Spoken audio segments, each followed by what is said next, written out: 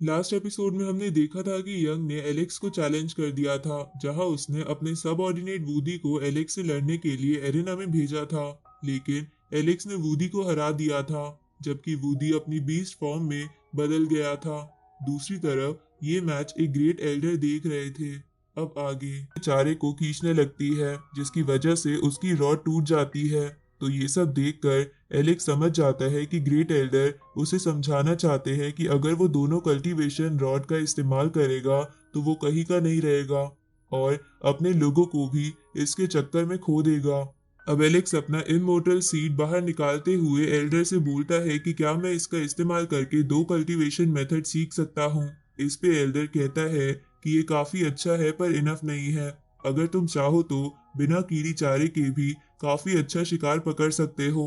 अब एल्डर बिना चारे का इस्तेमाल करके अपने फिशिंग रॉड से बेजन टर्टल को पकड़कर दिखाते हैं। ये सुन के एलेक्स समझ जाता है कि एल्डर चाहते हैं कि वो खुद का कल्टीवेशन मेथड बनाए।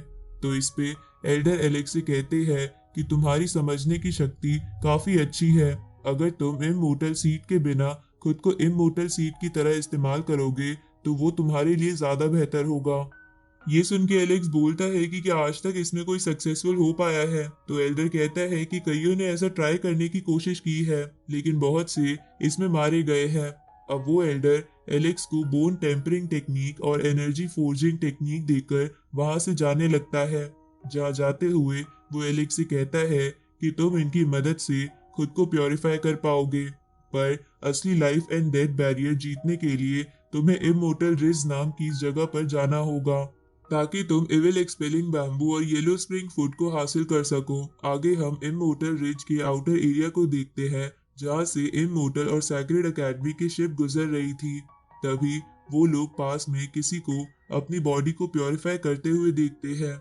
उसी वक्त वो प्रिंसेस कहती है कि यहाँ पर कौन सा मास्टर खुद को एनलाइटन कर रहा है। उसी वक्त वो फिर से बोलती है कि ये लड़का तो काफी जाना पहचाना सा लग रहा है। इधर वो लड़का एलेक्स ही था, जो ग्रेट एल्डर की दी हुई टेक्निक से खुद को प्योरीफाई कर रहा था। तभी मोटा लड़का बोलता है कि इसने फिर से सबको हैरान कर दिया। तभी एलेक्स अपनी ऑर्थोडॉक्स बोन को एक्टिवेट कर लेता है और अपनी ट्रेनिंग से उठ के उन लोगों के पास जाता है और उनसे बोलता है कि मैं एविल एक्सपेलिंग बैम्बू ढूंढने जाने से पहले खुद की बोन्स को ताकतवर बनाना चाहता था। तो क्या तुम लोग भी मेरी इस टेक्निक को इस्तेमाल करोगे। इस पे रैबिट गर्ल बोलती है कि मैं तुम्हारी तरह साइको नहीं हूँ जो तुम्हारी तरह दर्द सहे। उसी वक्त कुछ कल्टीवेटर और बैंगजी उस ट्रेनिंग को लेने की कोशिश करते हैं, लेकिन इसमें उन्हें बहुत दर्द हो रहा था।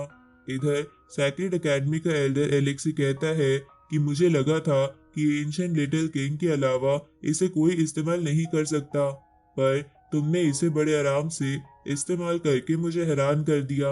उसी वक्त इमोर्टल एकेडमी का एल्डर एलेक्स से बोलता है कि अगर तुम एविल एक्सपेलिंग बैम्बू ढूंढ लो तो तुम्हारा फ्यूचर काफी अच्छा होगा।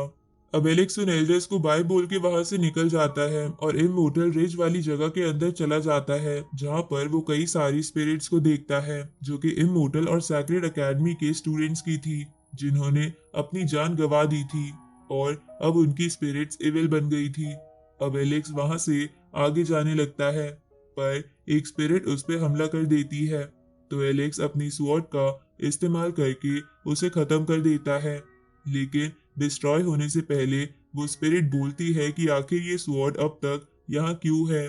अब एलेक्स वहां से आगे चला जाता है, जहाँ उसे आगे एक बड़े से पत्थर पर पेंटिंग दिखती है, जिसे टच करते ही पेंटिंग में बना इंसान बाहर आ जाता है और एक पोर्टल की तरफ इशारा करने लगता है। तो एलेक्स उसमें चला जाता है, जहाँ पोर्टल में आने के बाद वो बाहर वाला पर्सन एलेक्स से कहता है कि तुम जितने भी ताकतवर हो, पोर्टल के अंदर तुम्हें उतने ही खतरे का सामना करना पड़ेगा। उसी वक्त एलेक्स पर बहुत सारे स्पिरिट बैट्स हमला कर देते हैं, जिनसे बचने के लिए एलेक्स इधर उधर भागता है और उनपे थंडर का इस्तेमाल करता है, पर थंडर से उन्हें कुछ नहीं होता। तो एलेक्स अपनी स्वॉर्ड का इस्तेमाल करके उन्हें डिस्ट्रॉय कर देता है और फिर सोचता है कि अगर ये स्वॉर्ड ना होती तो अब तक मैं पूरी तरह खत्म हो जाता। अब एलेक्स इविल एक्सपेलिंग बैम्बू के पास पहुंच जाता है, पर उसी वक्त जमीन में से बहुत बड़ा पपेट बाहर आता है, जो कि वहां का गार्ड था, जो कि एलेक्स से कहता है कि मुझे हराने के बाद ही तुम डिवाइन बैम्बू एसेंस ले पाओगे। तो उसे देखकर एलेक्स मन में सोचता है कि इसकी पूरी बॉडी डार्क इमोर्टल मेटल से बनी है। लगता है ये पपेट डीमन वर्ल्ड से है।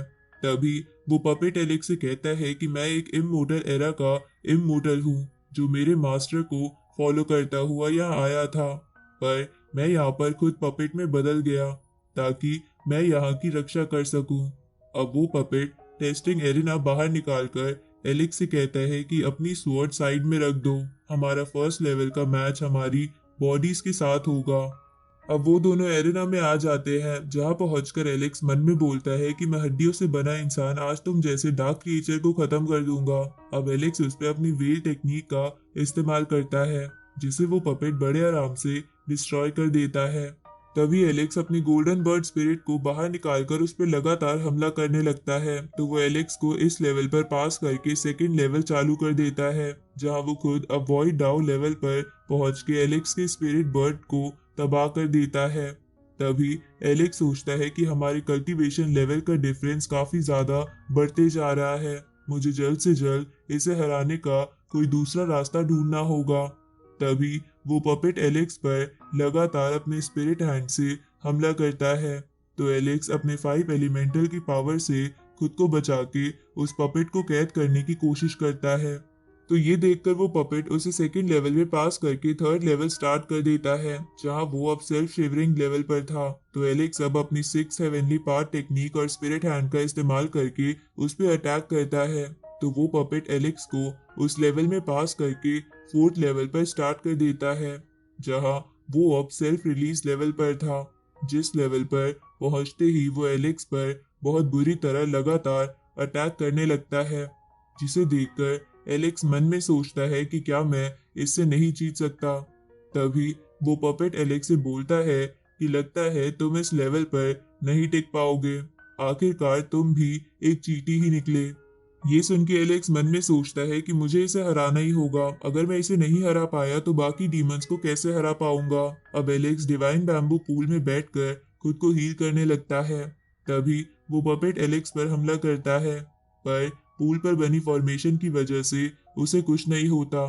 तभी एलेक्स को ग्रेट एल्डर के बताए वर्ड्स याद आने लगते हैं, जिसमें उन्होंने एलेक्स से कहा था कि उसे अपना कल्टीवेशन पाथ बनाना होगा, जो कि उसे लाइफ और डेथ के बीच में मिलेगा।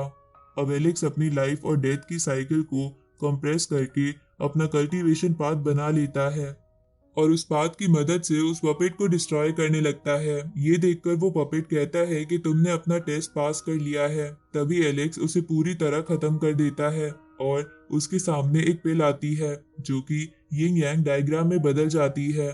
तो एलेक्स उस डायग्राम को एब्जॉर्ब कर लेता है और उसका कल्टीवेशन टेस्ट शुरू हो जाता है। Subscribe for अब next इसी के साथ episode. ही एपिसोड यहीं खत्म होता है।